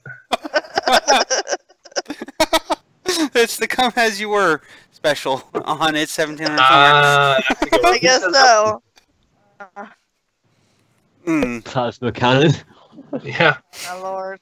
Or Green Day's When I Come Around. Jesus Christ. This is not in. Yes. I like Dwayne's comment. It's plasma cannon. Oh, this is the part of the show when the alcohol starts kicking in and we just get incoherent. Yeah, we just say random shit. All right, so let's talk about next story. Real quick. So this week also, you remember how it was maybe about a month ago. We reported how they found. I can't even remember what happened like 2 weeks ago. Apparently, according to Death. So about a month ago, we reported that they'd found the USS Hornet. It was an aircraft carrier that was sunk in the Pacific during the World War II. Sure. And then just this week, they actually also found the USS Wasp and found its location. We don't have any pictures or anything like that, really, of it, like they did the last one. But yeah, so that's just a quick, hey, that's awesome. They found it was 14,000 feet below the surface of the South Pacific. A remote-controlled research craft has glimpsed the hull of an aircraft carrier, the USS Wasp, that hadn't been seen since 1942. So that's pretty neat. Why does that sound familiar? Speaking of naval ships, there are a lot of seamen on that. I know, right? It says that more than 2,000 men in her crew, 176. Oh, okay, all right. That's why it sounds familiar, because they renamed it as an LHD. Yep. Okay. Yep. And sorry, I got confused. I was like, why does that shit sound familiar? Oh, okay. So it's another current ship in commission. All right. Yeah. So, but they found the original one where it was sunk. Yeah, the carrier version. Oh, here's something interesting. So part of the story about that, a Japanese submarine fired several torpedoes. 2 hit other ships, the USS O'Brien and the USS North Carolina. And then a few others found their mark in the Wasp hull, igniting a massive fire aboard the ship and heavily with a massive smoke plume flying into the air and sank not long after. Move the mic a little bit closer to your mouth, babe. It is. I haven't been as far as it can go. Okay. You gonna do this right now? You want me to eat the mic? You're clipping a little bit. I just want to let you know. All right. So speaking. It was a fun fact about the story. Okay. So, like, out of multiple targets, the Wasp ate the fucking shit. Yep. She's the one that sank. So, damn. Moving on. Continue. Well, yeah. However, think about how many other lives were saved because of the Wasp, taking one for the team. Mm-hmm. Well, out of 2,000 men that were on the ship, only 176 were killed. Well, back in those days when a ship sank, that's usually what happened. Yeah. Even nowadays, that is not what happened. When a ship got sank. Normally more people died. Yeah, that's what I'm saying. Only 100 people survived, is what she said. Out of how many? No, 176 were killed out of 2,000. Oh, okay, I misheard what she said. Out of 100 and something out of 2,000. That's actually well, I mean, I don't want. It's still sad. I mean, it's still but that's a decent percentage. Normally, in that time of World War II, more people fucking died. Yeah, and those people that died were probably casualties during the actual combat phase of the battle. More than likely, the people that actually died were in the people in the immediate blast area of the ship, and they couldn't egress. Yeah. And then the ship's going down, let's abandon ship. And if there were other ships in the area, because she said 2 other ships were hit and all that stuff. Yeah, so then there's other ships there in the area to extract. And assist. Right. So. Okay. Anyways, on a lighter note, anybody? I was going to go on to another, I was going to segue. So another Navy story. This is kind of a fun fact type thing. Did y'all know that basically, effectively, prior to like 1900, more in the 1800s and before, it was actually not uncommon for naval officers to duel if they got mad at each other. Like I read this. I'll link it in the chat and all that stuff. But yeah, if someone got insulted, a naval officer or a marine officer got insulted, they could challenge someone to a duel, and it was sanctioned by the Navy. It was sanctioned by the government and all that stuff. And even I'm noticing back in those days, even then the Navy was kind of more of a privateer type thing. Like the captains could choose what they paid their crew and all that stuff. But so yeah, they were able to duel back then. It was with pistols, and they would choose a second, and the second would choose where the duel was, and then the job of the second was to try to fix the problem before the duel. They tried to squash it before it actually ended up in a duel, but it always ended up as a duel.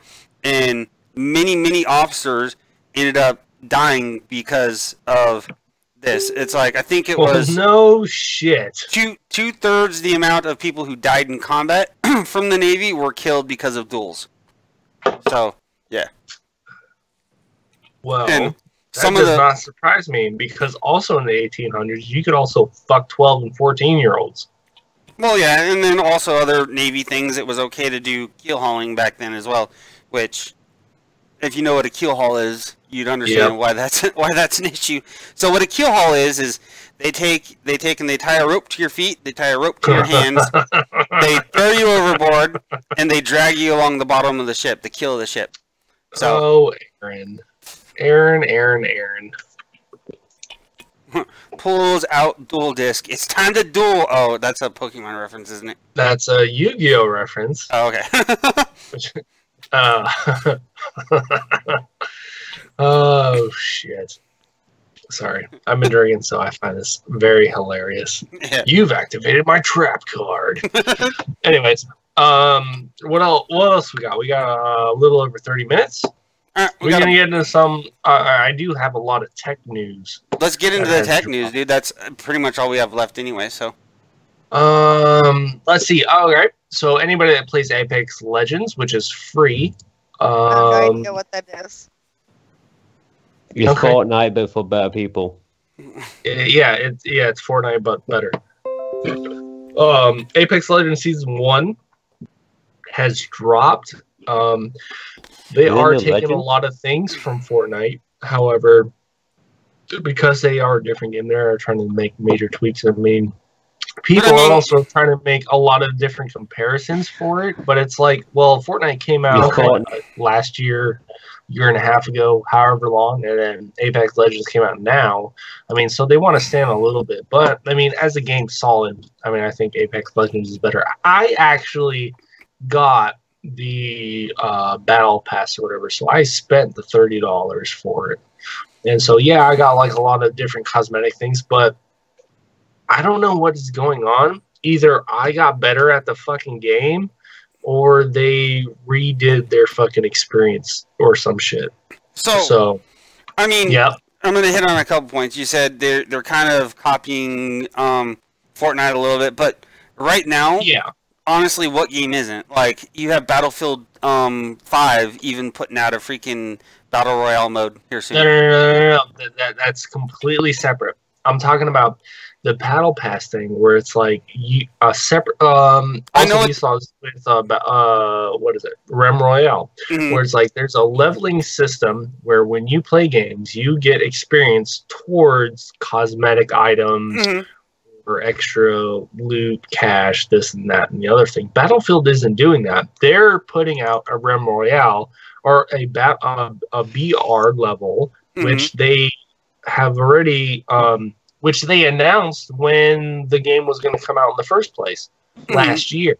They said, oh, yeah, we're going to have a VR. And then coming up that this month, is when the BR is actually going to come out. But no, it's talking about the whole leveling system, the whole dynamic. Yeah, not... Okay. So, I mean... Yeah, I get so because Fortnite fucking copied PUBG, right? Yeah. And PUBG fucking copied what, H1Z1? I believe that. Well, PUBG and H1Z1 are from the same developer, so. Okay, so which one came first? I want to say it was H1Z1 though. Yeah, so so PUBG copied H1Z1. So everybody's copying everybody else because they can see the success in it, and then they're coming out with their own thing, right? So Apex Legends, the gameplay itself is unique, right? In the way, and so why not gunplay? That's what everyone likes. So why not take out? So why not take a system that works? Yeah, you're gonna compare apples to oranges. However, anyways, so the Season 1 Battle Pass is dropped. If you want the first 25 levels automatically, it's $35. If not, it's like $10 to jump into it. They also released a new character. He like has a stim move. Like his special ability is like he uses a stim where he can move faster, but it also drains his health. And his ultimate is that he drops a jump pad, which have been some funny clips on the interwebs of, you know, oh, a care patch is dropping, and oh, the guy's coming up, oh, let me drop a fucking jump pad and then fucking boop him off the map. So anyways, so yeah, there's not too much. I don't want to get too much into detail. All I want to say is I got it. I mean, yeah, cosmetics aren't too bad. They're a little bit. I mean, yeah, the cosmetics aren't bad. The leveling, the rewards that you get per level, you know, they're a little nice. And I don't know. Since I bought it, apparently I've actually done pretty good. Well, I mean, is there a new character added? I don't like battle royale games. So. Yeah. And Josh is like the only person I ever really get to play with. So, like, and I mean, I can see why Apex would be a better battle royale game because, you know, I played H1Z1, never played PUBG. The reason everyone likes Apex Legends is basically because of the gunplay. Yeah, Apex Legends has really good gunplay, whereas... Oh, it's fucking solid. Yeah, whereas, like, H1Z1 PUBG, their gunplay is not that great. No. I would even be willing to say the gunplay on Realm Royale and Fortnite. No, Realm Royale is pretty much a straight rip from fucking Fortnite. Mm-hmm. And that's what I was saying. Their gunplay is probably, in my opinion, well, like I said, I've only played H1Z1, but their gunplay, I feel as though it's a little bit easier and a little bit better than what it is on like H1Z1. And when you go to play Apex Legends, it's all about the guns and shooting the guns. And Josh would be able to talk about it a little bit more because he's more of a gunplay player than I am. I'm not so much of a shooter person that great. Like, I used to be really good on Battlefield on consoles. Well, let me put it like this.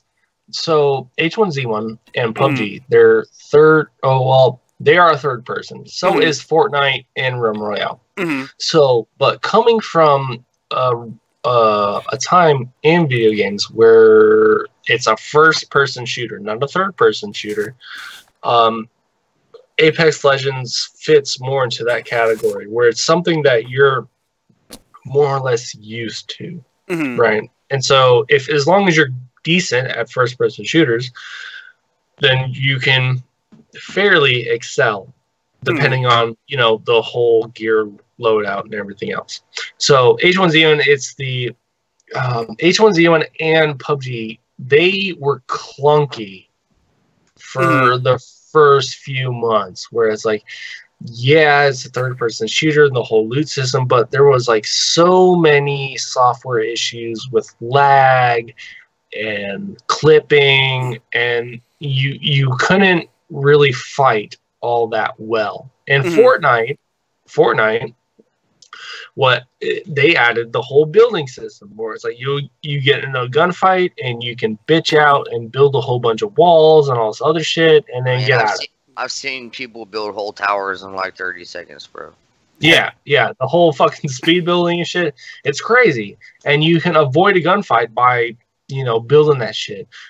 There's nothing more frustrating knowing that you've got a guy fucking dead to rights in your sights and if you have that sniper rifle, right? Oh, you get that first shot off, and then as soon as you get that first shot off, knowing that it's a 2-shot kill, oh, he builds like all these fucking walls and all this other bullshit. That's why I hate Fortnite. Anyways, and so Rem Royale is based off Fortnite in artistic style, basically, and overall aesthetics. And so, I'm not knocking them; they are also doing good thing, but it's also a third-person shooter.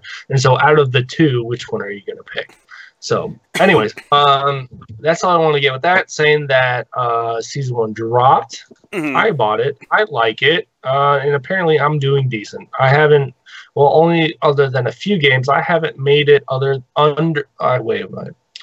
than a few games, I haven't made it over top 6. Okay. Yeah. Yeah. So, anyways, like for me. I was going to say, for me, I tend to be more of a strategy, survival, RPG gamer. That's the games that I tend to play more. Yeah. I mean, whenever I play Apex, it's like I'm about the fucking, survival. It's like, don't just fucking go after people just to fucking get a kill. Yeah. Like, because the way Apex is set up, it's not, kills will get you extra experience, but it's also off of survival time. Not like your placement, So it's like if you placed, there's only 20 teams. If you place, let's say, 6 out of 20, you're the score that you get or the experience that you get off of it isn't as great as if you got 6 out of 20 but surviving for longer. So it's actually the way that the experience is set up now. The way it's set up is that the longer you survive, the more experience you get. Yes, you do get experience for killing other players. However, you don't get as much as if you were to just survive, and camp and this, that, and the other thing.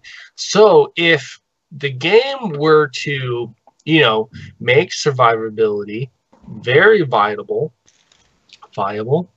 yeah, that's the word, and, but then give you better bonuses for killing other people, I think that they can tighten it up. Because right now, they're not really encouraging people to kill other people. They're just encouraging people just to survive, right? Because if you survive the longest, you'll get the most experience, right? Because a kill is maybe 100 XP, if that. Hardly fucking anything. So it's like, all right, do I engage in the fight or do I just fucking sit and wait it out? Well, XP-wise, I'm just going to sit and wait it out because, we're fucking tacky. We want the fucking stupid-ass camos on our fucking weapons and shit. So there's that. Anyways, a new game has dropped. It's Sekiro. I'll be right back. I'm going to get a beer. Okay, it's Sekiro. It's made by the developers of Dark Souls and Bloodborne. Fuck games. Yeah, I had Dark Souls 3. It's not. Well, you don't have the temperament. Well, it's not even that. I just can't get into it. Like, maybe I just need to play it more. Like, I don't know. I just can't. Get into it. Yeah. Then again, it's not for everybody. It's not. I mean, I usually like games like that, but I just can't get into it. Like, yeah, but I played a Dark Souls, and there's not much direction. It's like they drop you off in the world, and they're like, "All right, do whatever." That's the whole thing about that's their thing. Like the game is supposed to be difficult. Figure it out. Well, no. It's not about being hard, but it's like there's no guide or direction. It's just all right, here you are. Figure it out. That's what I'm saying. Normally, most games it'll be like, all right, go to this place, and yeah, it could be hard on the way. I mean, a lot of people say like Ninja Gaiden was like one of the hardest games out there, but it's like, all right, but you knew where you had to go and everything. And depending on Dark Souls, you can take multiple paths, and so your journey could be easier or it could be hard depending on which way you went. But also with Dark Souls and the Bloodborne series, like every single enemy is like a serious and legit threat. Like, yeah, but I think it's kind of bullshit that your game makes you have to go online to figure out where you need to go. Yeah, I mean, there are games like a lot of survival games are like that. You have no direction, no knowledge. You just get dropped in and you have to do that. That's not the part about it that I don't like. Yeah, they're starting to get away from that because of people saying, "All right, I'm here now. What do I do?" Yeah. And so some survival games are getting away from that. I know Codan started doing a thing with mini quests or mini achievements of like, hey, build this, hey, build that, oh, craft this, craft that. And then there was another game, Satisfactory, which is another survival game in an open world, but it's like you have to make a factory, but it gives you things that you have to do. So you have a thing that okay, so I have to do this. Oh, what does it take to make this thing? Okay, and that means I need to go harvest that. But as long as it's like a blind weapon. Just, point me in the right direction. Don't just sit me out there with my dick in my hand. It's like, all right, what am I going to do now? Where am I going to bust this load? For me, like that's not the part that really bugs me the most. Like I'm stubborn enough to where I'll just sit around and try to figure it out for as long as I can, and then once I get frustrated enough, I'll go to Google. But what bugs me is what I was like. It's legitimate. Yeah, but you have to go to Google. Yeah, but I mean that doesn't bother me. It's like but these games should be self-efficient on themselves. Yeah. I mean, but you're talking about games how much people spend on Reddit pages based off of a game where, like, oh, in order to make this, you need to craft this, this, and this. Oh, to do this, you have to do this, this, and this. You should be able to spend time in a game and not do outside research on how to play the game that you're playing.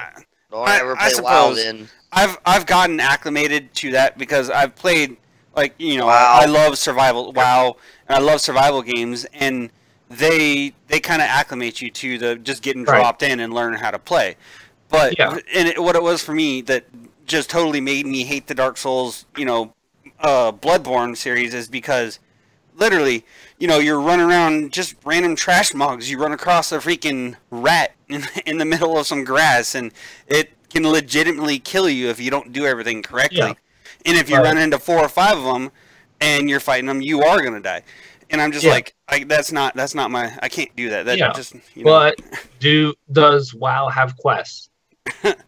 Oh yeah, WoW has lots of quests. Yeah, WoW has quests. Guess what doesn't have quests? Bloodborne, fucking Dark Souls, many of these survival games. And so you're just sitting there, you're like, all right, what do I fucking do? Well, and yeah, I mean, I was gonna say even Assassin's Creed Odyssey is kind of trying to take a page out of that. They're trying something new with this, so they have a setting on it where they, all the other Assassin's Creeds has all of your different objectives all over the map, and you know exactly what they are. Now it doesn't have that. Now it's like it'll have a question mark in an area. It has a whole bunch of question marks, and you have to figure out which one is the one. But a question mark is still a clue. It's saying go here, and something will happen. It's not specific. Yeah, exactly. But I mean, if you're on a specific quest, you have to actually use your eagle and investigate it and find out. But it's still a clue. Yes, I mean, but like I said, all right. So, have you ever played Minecraft? Oh yeah, I play Minecraft. Yeah. All right. So survival games. Remember how much of a clue did Minecraft give you? None. How much of a clue? Yeah. How much of a clue did many of these other games give you? They just drop you in the world, and you're like, all right, do stuff. Yeah, exactly. And I kind of like that myself. Right. I mean, Assassin's Creed Odyssey. I mean, a question mark. You don't know exactly what it is, but you know that if you go there, you will find something. Yeah, even if it's nothing, even if it's something that has nothing to do with the story, even if it's a fucking cutscene or some other shit, you know that if you go to this place, something will happen. Instead of just saying, well, fuck. Figure it out. What do I do now? I get what you're saying there, but I mean, that's what I've always wanted. But I prefer open world sandbox games too. That's my. So, anyways, this game is made by those two companies, and wow, it looks beautiful as it is, but I guess it has that I haven't really got into it and read too many reviews on it, but they did not market this game as what it is. It seemed like a straight linear, all right, you're on a fucking revenge mission, you fucking do this, you fucking do that, blah, blah, blah, kill these guys, whatever. Mm-hmm. They did not, I mean, if they were to, I think marketing-wise, market that this was basically like those two games, that it was open world, you can do whatever you want, they would actually have a way better response than what they have so far. But then again, I think it only came out what, Friday? Something like that. Which game was that again? Sekiro. Sekiro, yeah, it's just, I mean, I just noticed it on the Steam homepage within the past couple days, so. Yeah. So, they could have marketed it differently. They marketed it as a generic game instead of an RPG, open world, Dark Souls-ish. All right. So that's wow. We talked about that for like way too long. So what time are we at? We got 15. 15? 14. Right. 14. All right. No. This one's really big. All right. Which one? Disney has closed the Fox deal. Yep, $71 billion. Yes, Damn. for $71 billion. So actually, Disney. All right, no, go ahead. Does that mean we might actually get to see Deadpool as an Avenger? It is possible. Because will it do it? That's another thing. Because they are going to say that though Disney owned Fox, they're going to make a Fox movie with an R-rated Deadpool. Okay, because here's what I like. What I was like, That's what I was worried about. If Deadpool was on the Avenger squad, I don't think Thanos would have been able to use the glove.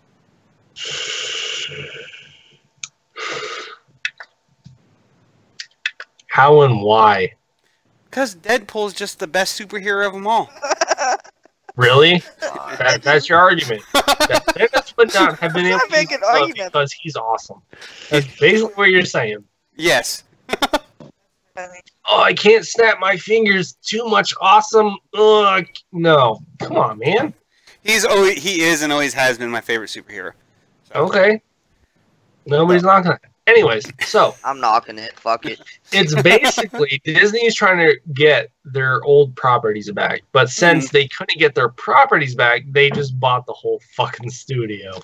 Yep. See? And so, yeah, Fox will operate under Disney, and so. It's just like you have all these other smaller studios putting out films like, what is it? Regency and fucking something Line and fucking like all these smaller studios. Fox is just going to be under Disney. See, but this is just like the movie production side, right? So Fox News and then like Fox Television, those aren't part of the deal. Yeah. I don't know about the deal. All I know is about like movie side. Okay, so I know I saw some stuff stating that at least Fox News was not part of the deal, and I guess it was structured so that they had to sell Fox Sports in order to actually have the whole transaction go through. So I think really it's only. Well, why would they sell Fox Sports to Disney? Well, I guess I don't know. Disney could just make Fox Sports tank. Yeah, but I saw some stuff talking about it, and they were saying that part of the deal states that Disney has to get rid of. I think it was Fox Sports. They had to get rid of that, or it might have been Fox News. I can't remember, but they had to get rid of it, sell it by a certain time in order for the deal to actually go through. It was like contracted in it. So, okay. But the biggest thing is that Disney, Marvel essentially is reclaiming its old properties because back in early 2000s, late 90s, Marvel was going bankrupt. Right, the comic book industry was shit, and so in order to stay afloat, they sold off X-Men, they sold off Fantastic Four, and they sold off Spider-Man. Spider-Man went to Sony, X-Men and Fantastic Four went to Fox. Right? But because of the success with all the Marvel films, they're way above than what they ever could have imagined, and now they want their properties back because they know the potential money that can be made. And so they've bought out they already did the deal with Sony for Spider-Man, where pretty much I don't know exactly how it would work, where I think like Sony got all the toy rights, and then maybe Marvel / Disney was able to make the movie, and they get profits from the movie. I'm not exactly sure how that deal went, but that's how that went. That's how they got Spider-Man. And now with Fox, since they just fucking bought them out, you've got Fantastic Four, you got fucking X-Men, and you got Deadpool. In which, with Avengers Endgame coming out next month, people are thinking something will happen in order to open up this whole X-Men mutant universe. So, yeah. I was gonna. Sorry, I think it broke in too soon. But I was gonna ask a question regarding that. So, talking about how Marvel, they made the movies and all that stuff, and they kind of blew up, and they did awesome with the movies, right? Right. How is it that DC, and arguably they have the two most popular superheroes out of the bunch of the comic crowd and all that stuff? Right. How are they doing so shitty in movies, and Marvel? Is it just because Marvel is figuring out how to do it right? And so it's basically character based, right? It's like, all right, so with all the Marvel movies, right, the way Marvel made their characters, they made them as regular people with extra powers, right? And that's how they were written. And he froze. Well, that's great. God damn it. Yes. You're back. All right. So DC made these godlike characters and then tried to give them human problems, right? And it doesn't work. Yeah. Okay. So it's like, so how do you have Superman that has like godlike powers, and like, he has to make it to his mom's fucking his mom's fucking PTA meeting or whatever the fuck. Man, this shit doesn't work. So it's like Spider-Man, a teenager, saying that, I need to either go to prom or fucking go fight off the Green Goblin or some shit. So Marvel did a really good job at grounding their characters in a humane way. But DC went over the top with a lot of their characters. And so people were able to relate to Marvel characters than they would DC. However, DC is trying to humanize their godlike characters, and it does not work. So, effectively, how it boils down would be DC is kind of just generally, because of the way they structured it, better for comics and cartoons, and Marvel, because the way they... The cartoon movies that are coming out are fucking out of the world. They're fucking amazing. But as soon as they put out a fucking live action movie, Shazam's coming out soon, by the way. Yeah. Which looks awesome. But the thing is, it's like they're trying to humanize. But it's all movies. It's the way movies are made. Yeah. I can watch a movie like fucking Ghost in the Shell, or fucking Battle Angel Alita, or fucking you name it. Or even Captain Marvel. I saw Captain Marvel. It did not suck. It was actually pretty good. But I can tell that from the trailers and from the movie, before I even saw the movie, it's like, they're going to try to humanize this person, try to dig into their past, instead of just make her fucking kick ass. Right? And so DC, it's like they have these god-like level characters with all these like ridiculous fucking powers. And they're trying to humanize that and try to connect with the audience. And I was like, you know what? Maybe the audience just want to see this person fucking kick ass for like an hour and a half, 2 hours. That might be because they're trying to capture Marvel's success and they're going the wrong way. But I've heard the reason movies in general. Mm-hmm. Look at Blade. late 90s, Blade, before, like, you know, the precursor to the comic book fucking wave. Mm-hmm. Right? There was points in that movie. It's like, oh, we're trying to humanize this guy. Oh, he was this. Oh, he was that. And it's like, dude, we don't care about any of that bullshit. Let's just see Blade fucking kill vampires and fucking kick ass. You know? Yeah. I mean, I like the Blade movies myself, personally, but it's like, the reason, what I've heard, the reason most people disliked Captain Marvel is because they tried to throw politics into it. That was a whole other fucking thing. A whole other thing. All right, so the thing with Captain Marvel, right? Mm-hmm. Somebody asked Brie Larson, the actress for Captain Marvel, about a previous movie that she did, right? And it was saying, basically, why did this movie get reviewed so poorly?